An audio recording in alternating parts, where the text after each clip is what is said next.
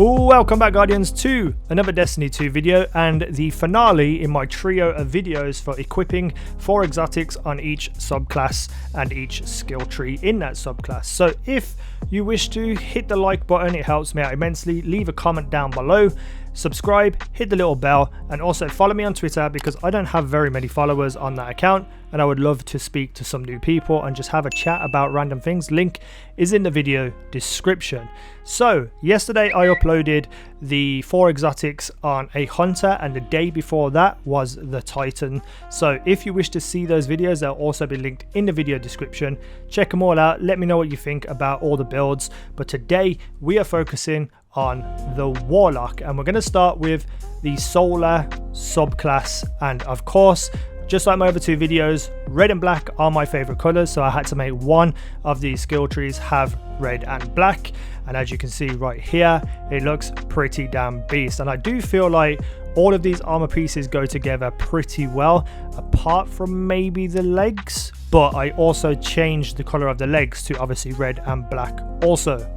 I actually had a really fun time photoshopping the Warlock because obviously with their big cloak, it becomes and can be quite difficult to put all these pieces together without it looking off or wrong.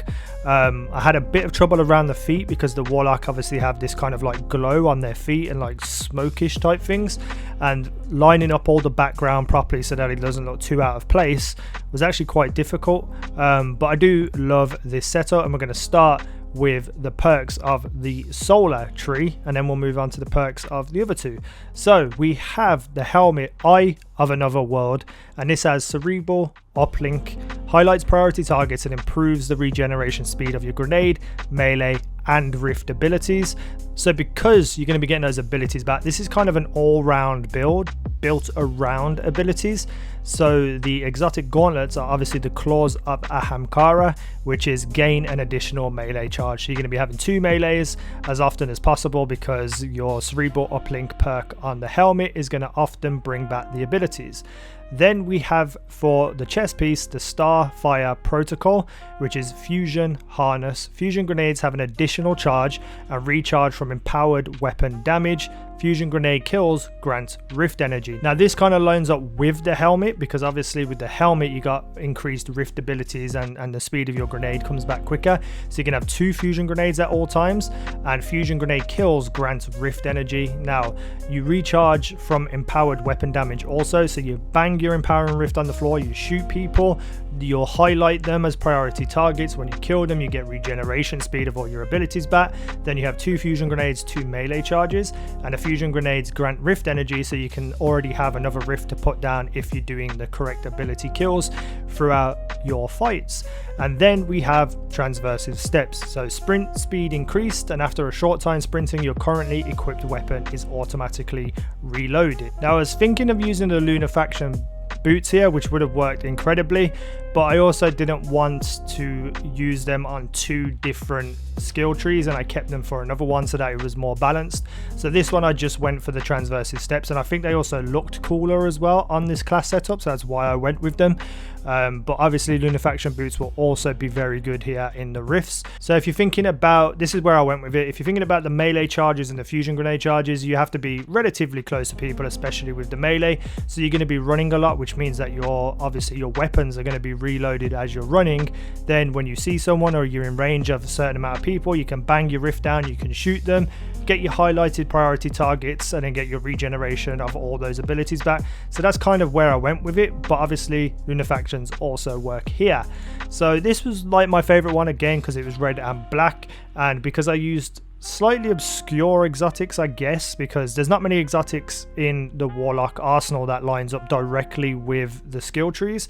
Some do, some don't, but not in comparison to like the Titan. The Titan had so many specific exotics that work with skill trees, so you kind of have to think a little bit outside of the box with the Warlock and Hunter, but specifically the Warlock. Right, so let's move on to the Arc subclass. So I went with something extravagant for one of the skill trees, and because the Chromatic Fire has one of the best designs in the game as like a solo piece, I knew I had to include it, and it also already looks the correct color, as well as the gauntlet and the helmet on here. So the only thing that kind of stands out a little bit are the geomag stabilizers, because they're bright luminous blue.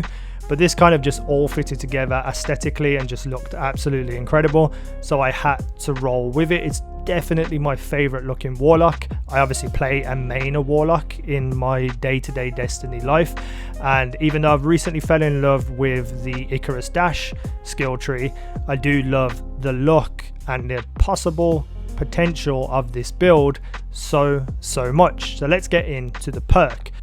So we are rocking for the helmet the Crown of Tempests, Conduction Tines. Now I thought it said times, and I've only just read it as tines, don't know what that word is. But anyway, we're only going to take the very first part of this armor perk, because obviously it clashes with the geomag stabilizers, and we're going to be using Chaos Reach for this build. So we're just going to take that very first part. Arc ability kills increase the recharge rate of your arc abilities, so grenades, obviously super, and melees, you're going to get your arc abilities back quicker. And we're going to link that up with Chaos Reach, because Chaos Reach is obviously an arc ability. So let's say you use that and then you get your grenades and punches back quicker.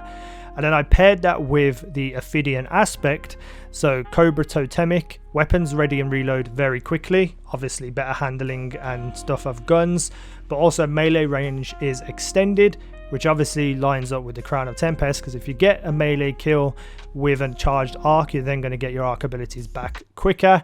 And yeah, so with the weapons ready and reload very quickly, this is obviously going to be built a lot around gunplay as well. So I put that with the Chromatic Fire. Now this is kind of a wild build all over the place, but I feel like it can connect up pretty well. So then with the Chromatic Fire, you have Crystalline Transistor, precision kills with your kinetic weapon, create an explosion in the elements of your equipped subclass. So now I took this as saying that it's an arc explosion, which means if you were to get this to proc and kill someone with it, then it will match up with the Crown of Tempests, and your arc abilities kills will increase all of your grenades and melees and stuff like that. Obviously I went for aesthetic more than linking the perks as close as I could, but I do feel like this is kind of a wild build and I absolutely love the idea of it.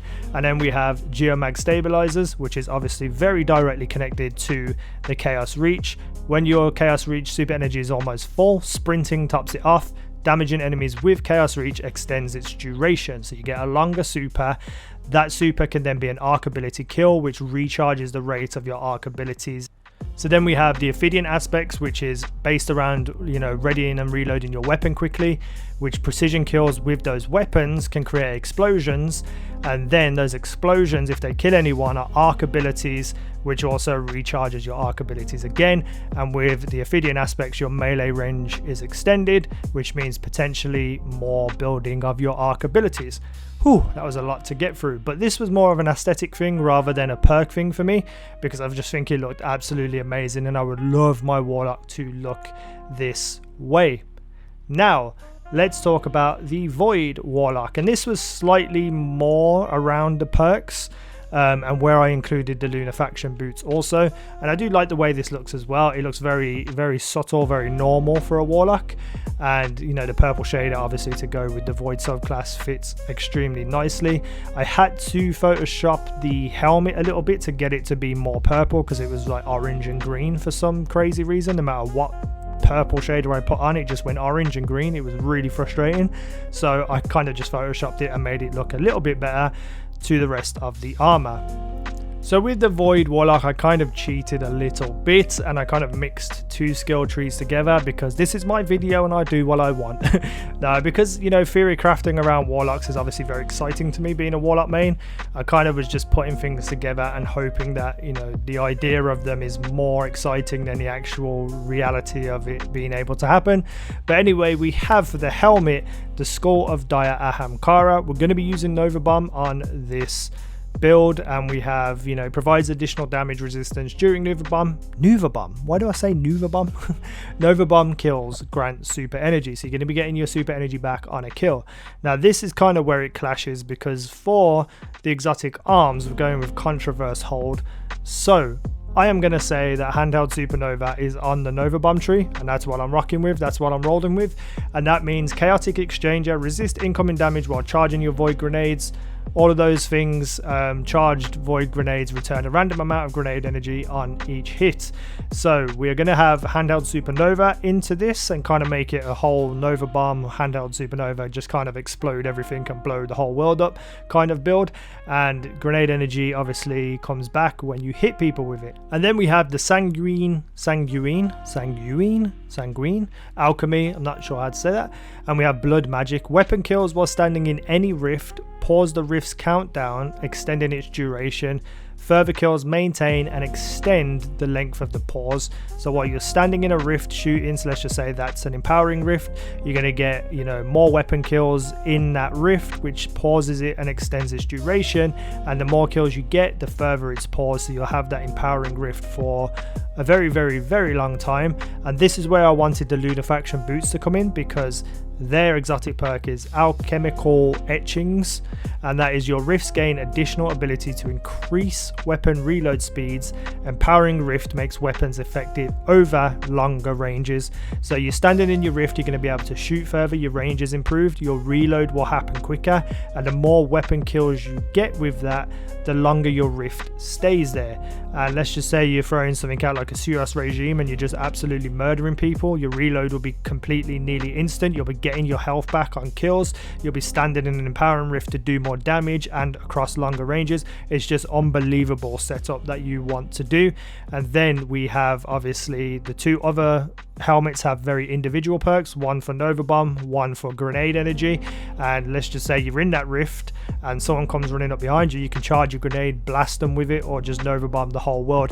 And that is the theory crafting around the Warlocks done. Now the Warlocks were a lot harder to tie together perk wise, because as I said, their individual perks on individual exotic items aren't specifically for many of the skill tree abilities. And I say that only in comparison to the Titan, because the Titan has almost every exotic in every slot possible has something that can be tied to the skill tree specifically, and Hunters are kind of in the middle. So for the Warlock I really had to kind of throw the concepts out there of like, oh okay, we've got handheld supernova on the Nova Bomb. So yeah, I enjoyed this anyway. It was a lot of fun making these last 3 videos, and if you haven't checked out the Titan and Hunters, they're on my channel, go and check them out. I'll link them in the video description too.